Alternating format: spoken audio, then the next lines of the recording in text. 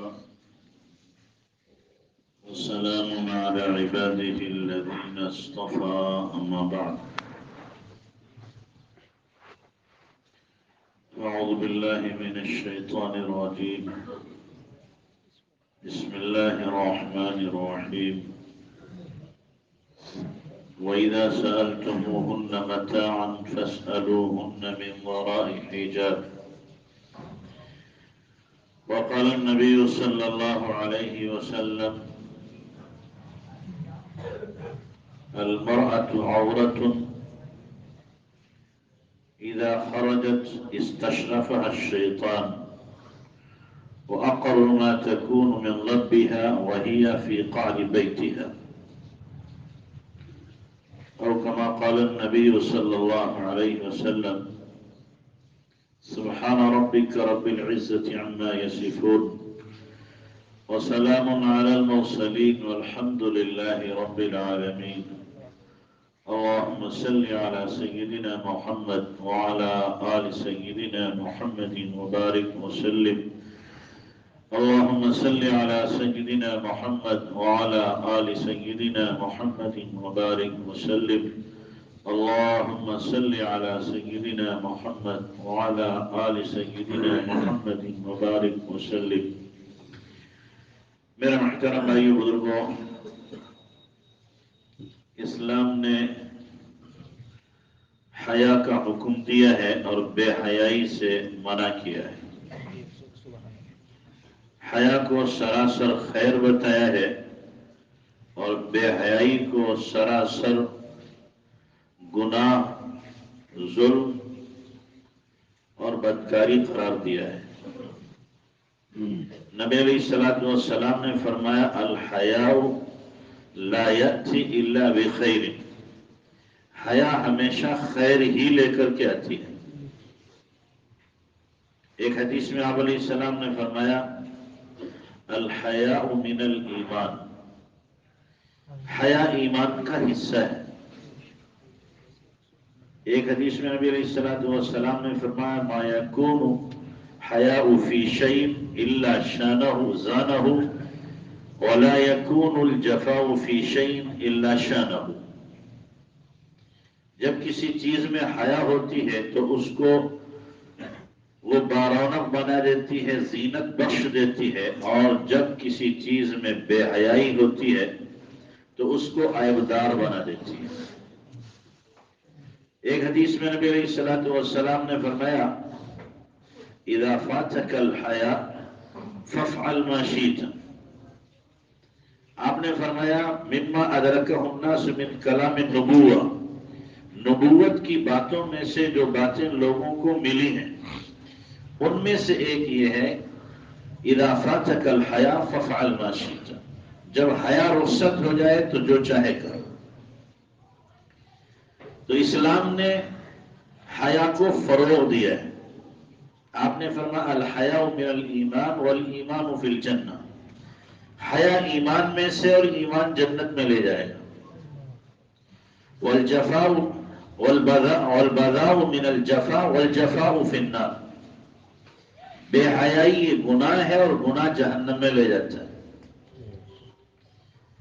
تو اسلام نے حیادار معاشرے کو تشکیل دیا ہے، ایسا معاشرہ ہو جس میں حیا ہو، بے حیائی نہ ہو، اور اسلام حیا کو پسند کرتا ہے۔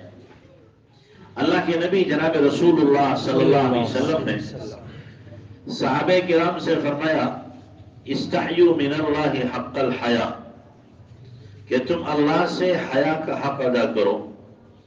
قلنا انا نستحی والحمد للہ، صحابہ کہتے ہیں ہم نے عرض کیا آقا ہم تو اللہ کے شکر سے حیا کرتے ہیں۔ تو آپ نے فرمایا لیس ذلک، یہ مراد نہیں ہے جو تم سمجھ رہے ہو، ولکن الحیاء ان تحفظ الرأس وما وعى، اللہ سے حیا کا حق یہ ہے کہ سر اور سر میں جو چیزیں ہیں، آنکھیں، کانیں، زبانیں، ان تمام چیزوں کو محفوظ رکھے۔ وتحفظ البطن وما حوى، پیٹ کو اور پیٹ کے نیچے اوپر جو چیزیں ہیں ان کو بھی غلط استعمال کرنے سے روکے۔ وَتَذْكُرَ الْمَوْتَ وَالْبِلَى، موت کو اور موت کے بعد بوسیدہ ہو جانے کو یاد رکھے. فرمایا وَمَنْ فَعَلَ ذَلِكَ فَقَدْ اسْتَحْيَا مِنَ اللَّهِ حَقَّ الْحَيَاءِ، جس نے یہ کیا اس نے حیا کا حق ادا کیا. تو نبی علیہ الصلوۃ والسلام نے حیا کے فضائل کو بیان کیا. قرآن کے اندر اللہ تبارک و تعالی نے جہاں سے بے حیائی پنپتی ہے وہیں پر قدم لگا دیا، وہیں پر پابندی لگائی. بے حیائی کی ابتدا ہوتی ہے آنکھ سے. تو قرآن نے کیا کہا؟ یا ایھا الذین آمنوا، یا قل للمؤمنین یغضوا من ابصارہم، ایمان والوں سے کہو اپنی نگاہوں کو نیچے رکھیں. اس لیے کہ نگاہ جب نیچی نہیں ہوگی تو آدمی انجام تک پہنچے گا نہ تک.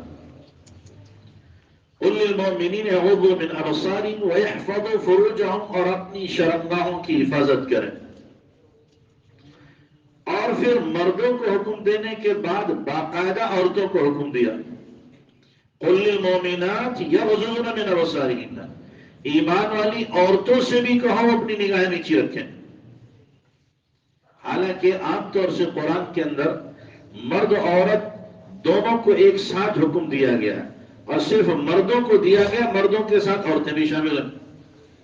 کہیں نہیں کہا گیا اے عورتوں تم نماز پڑھو، کہیں نہیں کہا گیا اے عورتوں تم زکوٰۃ دو، کہیں نہیں کہا گیا اے عورتوں تم روزہ رکھو، کہیں نہیں کہا گیا اے عورتوں تم حج کرو، کہیں نہیں ہے. کیوں؟ جہاں مردوں کو حکم ہے ساتھ ہی میں عورتیں بھی ہیں. لیکن یہ مسئلہ اتنا حساس تھا کہ اللہ تبارک و تعالیٰ نے مرد عورت دونوں کو الگ الگ حکم دیا. مسئلہ جتنا حساس تھا اتنے ہی اس سلسلے میں ہم بے حس ہو گئے. میں صاف کہتا ہوں، جتنا حساس تھا اتنے ہی ہم بے حس ہو گئے. قرآن نے تو مردوں کو الگ حکم دیا کہ اپنی نگاہوں کو نیچا رکھیں، اپنی شرمگاہوں کی حفاظت کریں. عورتوں کو الگ حکم دیا، فرمایا قل للمؤمنات یغضضن من ابصارہن ویحفظن فروجہن، ایمان والی عورتوں سے کہہ دو کہ اپنی نگاہوں کو نیچا رکھیں اور اپنی شرمگاہوں کی حفاظت کریں. عورتوں کو الگ حکم ہے. کیوں؟ اس لیے کہ عورتوں کے ذہن میں آ سکتا تھا کہ مرد ہی بے حیا ہوتے ہیں، یہ نگاہ بھر کے عورتوں کو للچائی نظروں سے دیکھتے ہیں، لہذا ان کو حکم دیا جائے. نہیں، جس طریقے سے مرد ایک غیر محرم کو شہوت کی نظر ڈالے گا، عورت بھی ایک مرد پر شہوت کی نظر ڈالتی ہے. اس لیے دونوں کو حکم الگ الگ دیا گیا. شہوت کی نظر نہ ڈالے تو بھی شریعت نے کہا بغیر شہوت کی نظر کے بھی غیر مرد کو دیکھنا یا مرد کا کسی غیر عورت کو دیکھنا یہ بھی درست نہیں. شریعت نے تو یہاں تک کہا کہ عورت اگر حج کو جا رہی ہے تو بھی اکیلے نہیں جا سکتی. ایک صحابی اللہ کے نبی علیہ السلام کی خدمت میں آیا اور آ کر عرض کیا اللہ کے نبی میری بیوی حج کرنے گئی ہے اور اکیلے گئی ہے، میرا جہاد میں جانے کا ارادہ ہے. آپ نے فرمایا جہاد چھوڑ اپنی بیوی کے ساتھ حج پہ جا، اپنی بیوی کے ساتھ حج پہ جا. آپ نے فرمایا کہ جب المرأۃ عورۃ، عورت جو ہے، عورت فرمایا یہ پردے کی چیز ہے. اذا خرجت استشرفها الشیطان، جب گھر سے نکلتی ہے تو شیطان یوں تاکتا ہے، ایسے دیکھتا کہاں جا رہی. اور پھر آپ صلی اللہ علیہ وسلم نے فرمایا کہ وہی اقرب ما تکون من ربها وهي في قار بیتها، کہ عورت سب سے زیادہ اللہ کی رحمت سے قریب اس وقت ہوتی ہے جب وہ اپنے گھر کی کوٹری میں ہوتی ہے. سب سے زیادہ رحمت سے قریب کب ہوتی ہے؟ جب اپنے گھر کی کوٹری میں ہوتی ہے. سب سے زیادہ اس وقت اللہ سے قریب ہے. یعنی جتنا زیادہ پردے کے ساتھ رہے گی اتنا ہی زیادہ وہ اللہ کی رحمت سے قریب رہے گی، اور جتنا بے محابہ پھرے گی، بے پردگی کے ساتھ پھرے گی، اتنا ہی اللہ کی رحمت سے دور رہے گی. آج کل آواز آواز لگائی جا رہی ہے کہ عورتوں کو کیا کر دیا؟ مقید کر دیا اسلام نے. اور ہم عورتوں کو کیا کر رہے ہیں؟ آزاد کر رہے ہیں. ہم نے عورتوں کو آزادی دی ہے. آزادی نہیں دی ہے، عورتوں کی عزت کو لوٹا ہے. آزادی نہیں دی ہے.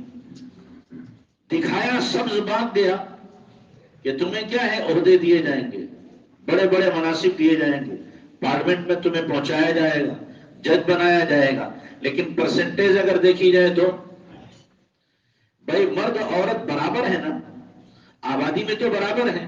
جب آپ کہہ رہے ہیں کہ برابر مناصب دیے جائیں گے تو جج عورتیں کتنی ہیں؟ عورتوں میں جج کتنی ہیں؟ پارلیمنٹ میں کتنی پہنچی ہیں؟ بڑے بڑے جتنے عہدے وہاں پر کتنی پہنچی ہیں؟ پرسنٹیج دیکھا جائے گا تو آپ کو معلوم ہوگا کہ 100 میں 1 تم.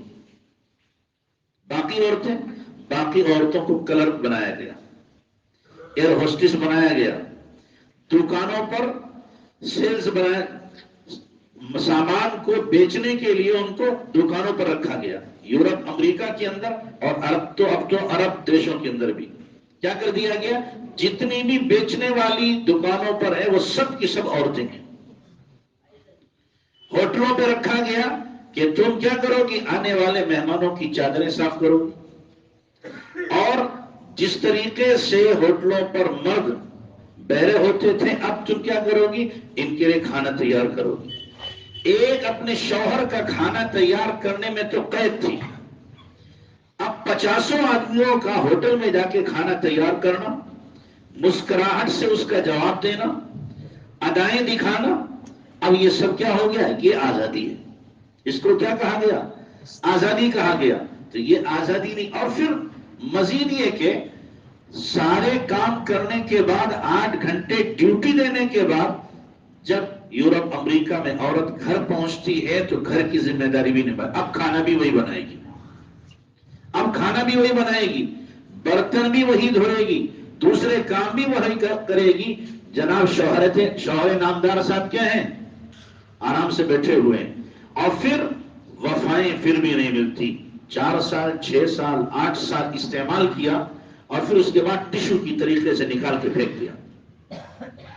جتنی طلاقوں کی شرح یورپ امریکہ کے اندر ہے پوری دنیا میں کہیں نہیں ہے. حرامی بچے جتنے یورپ امریکہ میں ہیں پوری دنیا میں کہیں نہیں ہے.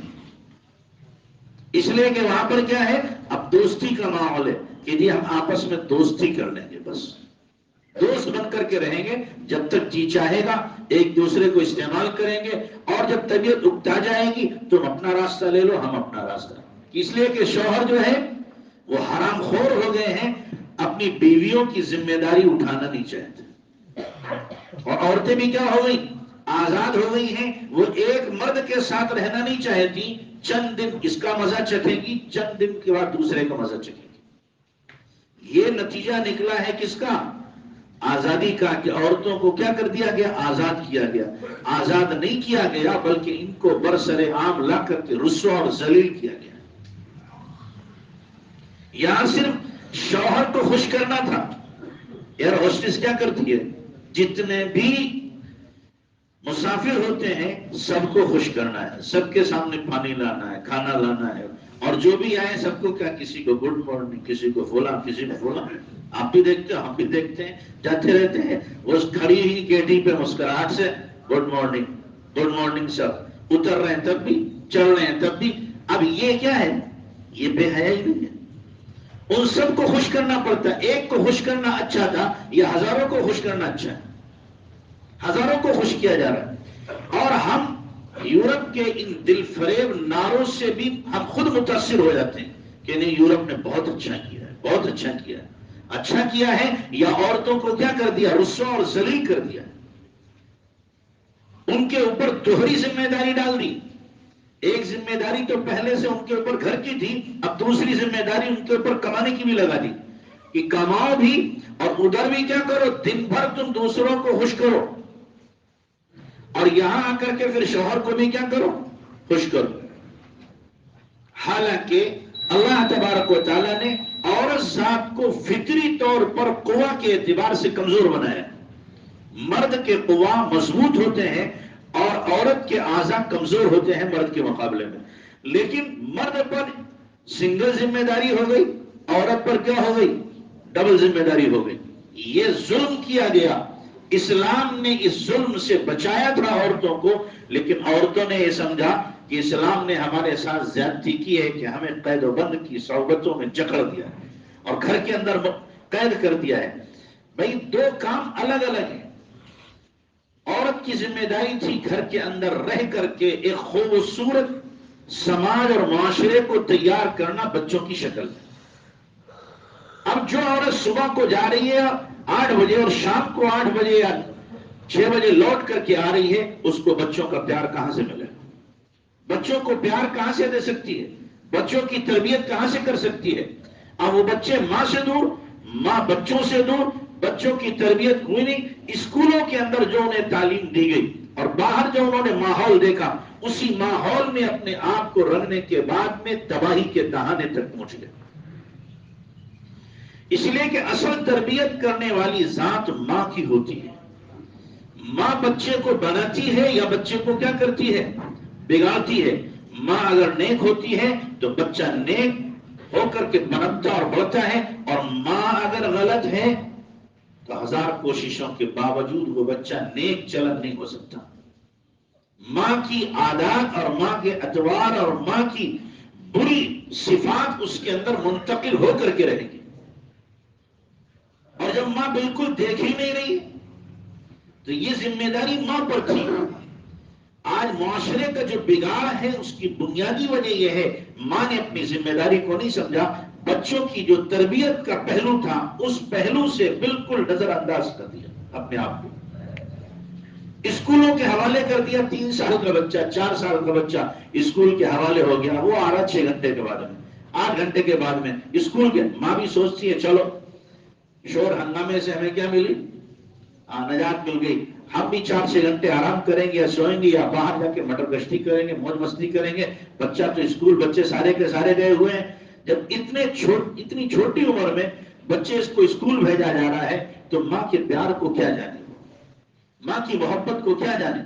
اور بعض ظالم تو یہ کرتے ہیں 8 سال کا بچہ ہوتا ہے بھیج دیتے ہیں ہاسٹل میں، باہر بھیج دیا. کسی نے دلی بھیجا، کسی نے دہرادون بھیجا، کسی نے نینی تال بھیجا، کوئی اور بڑے ہوئے اور آگے بھیج دیا 8 سال کے بچے کو. اب وہ کیا جانے ماں کیا ہے، باپ کیا ہے. تربیت کرنے والے یا تو کافر ملتے ہیں، مسلمان ملے خود ان کی تربیت نہیں تو کون ان کی تربیت کرے. اب وہ بگاڑ ان کے اندر بگاڑ نہ پیدا ہوگا تو کیا پیدا ہوگا؟ بے حیائی نہ آئے گی تو کیا آئے گی؟ ماحول یہاں تک خراب ہوا، یہاں تک خراب ہوا. اپنے مراد آباد کی بتا رہا ہوں، بہت بڑے مالدار، بہت بڑے مالدار ہیں. بیٹی ڈاکٹر بن گئی، بیٹا بہت اعلیٰ تعلیم یافتہ ہو گیا، اور جو سنا گیا تو کلمہ یاد نہیں تھا. کلمہ یاد نہیں. شادی کی تاریخ آ گئی، سورہ فاتحہ یاد نہیں. اب ہوش آیا، بیٹی کو خود ہوش آیا تو اب قرآن پڑھا اس نے. پھر اس نے کلمہ یاد کیا، نماز یاد کی. کس کا قصور ہے؟ بچی کا قصور ہے، بچے کا قصور ہے. یہ ظالم باپ کا قصور ہے، یہ ظالم ماں کا قصور ہے. یہ ظالم ہے، یہ باپ نہیں اس کو کہا جائے، یہ قصائی ہے، یہ ظالم ہے باپ، جس نے دین کو سمجھا ہی نہیں، ایمان کو سمجھا ہی نہیں. تو اسلام نے عورتوں کو آزادی دی تھی، لیکن عورتوں نے اپنے آپ کو کیا کر لیا؟ اسلام کی آزادی سے آزاد کر کے مزید اپنے اوپر پابندیوں کو بڑھا لیا، دشواریاں اپنے اوپر خود لے لی.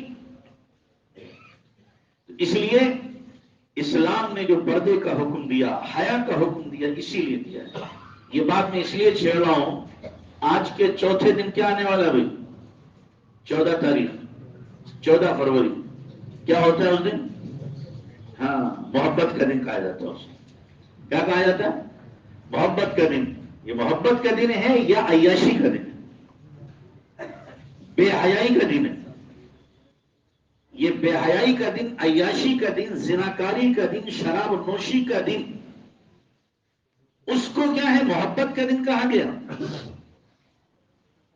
اور اگر اس کی تاریخ میں جایا جائے تو پتا چلے گا کہ ویلنٹائن ڈے جو ہے یہ حقیقت میں کیا ہے؟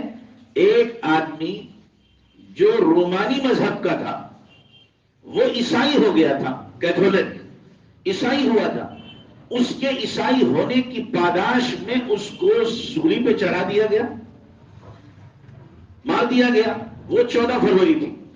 उसके बाद जिन्होंने सूली पे चढ़ाया था वो पूरे के पूरे सारे रोमी दोबारा ईसाई हो गए। अब कहने लगे हमने जिसको सूली पे चढ़ाया था यही हमारा सबसे बड़ा है। अब उसको उन्होंने क्या माना, अपना सबसे बड़ा गुरु मान करके वो दिन उन्होंने खुशी का दिन माना लिया, वो था। या फिर दूसरी तारीख बताती है कि बादशाह ने रोका था कि कोई भी शादी न करे, कोई शादी नहीं करेगा, लेकिन इस नाम का आदमी वैलेंटाइन का नाम का आदमी था, इसने चोरी छुपे शादी कर ली। तो बादशाह ने गुस्से में आकर के क्या किया, इसको कत्ल करा दिया। तो ये उसकी मोहब्बत की शादी थी, मोहब्बत की शादी थी। फिर धीरे धीरे लोगों ने इसको क्या है, मोहब्बत का नाम दे करके इस दिन को पहले यूरोप वालों ने फिर अमेरिका वालों ने अपनाया। बहरहाल तारीख कोई भी हो, अगर ये मजहब से जुड़ा हुआ है तो ईसाइयों के मजहब का दिन है, मजहब से जुड़ा नहीं हुआ है तो बेहयाई का दिन है। इस्लाम ने किसी और मजहब और त्योहार को अपनाने से साफ तौर पर मना किया है। हमारे तो दीन में सिर्फ 2 त्योहार हैं, ईद और बकरीद, तीसरा कोई त्योहार है ही नहीं। अब अगर ईसाइयों का त्योहार हम अपना रहे हैं तो अल्लाह के नबी जनाब रसूलुल्लाह सल्लल्लाहु अलैहि वसल्लम ने क्या फरमाया, आपने फरमाया मन तशब्बह बिकौमिन फहुवा मिनहुम, जो किसी कौम की मुशाबहत इख्तियार करेगा वो उन्हीं में उसका हशर किया जाएगा। हमें तो अल्लाह ने दीन दिया है, उस दीन के मुताबिक जिंदगी गुजारेंगे। तो ये मोहब्बत का जो दिन है, भूल दिए जाते हैं, और नामालूम भूल देने के बाद क्या कुछ होता है। आप लोग हमसे इस सिलसिले में बहुत ज्यादा माहिर हैं। हम तो तारीख सिर्फ पढ़ सकते हैं, लेकिन क्या होता है हमें यह पता नहीं है। हाँ, किताबों में या अखबार में पढ़ने, लेकिन है ये क्या, बेहयाई, बेशर्मी, बेगैरती, फहुशकारी, बदकारी, ज़िनाकारी, ये सब कुछ इसमें होता है, सब कुछ होता है। तो ये दिन ज़ाहिर मिजाज शरीयत के भी खिलाफ है, और फिर अगर मजहब से इसको जोड़ा जाए तो मजहब के भी क्या है, हमारे दीन इस्लाम के भी क्या है, खिलाफ है। तो ये मोहब्बत का दिन नहीं, इसको साफ कहो ये क्या है, जराइम का दिन है, क्राइम का दिन है, गुनाहों का दिन है, जिना का दिन है, बदकारी का दिन है, फहशकारी का दिन है, ताकि इसकी कबाहत और शनात और गंदगी हमारे जहनों के अंदर बैठे, न कि इसको फैशन बना करके और इसको अच्छे नामों के साथ मौसूम करके इसकी कबाहत को घटाया जाए। इसकी गंदगी को जहन में बिठाओ, ये गंदगी का दिन है, ये जलालत का दिन है, ये कमीनपन का दिन है।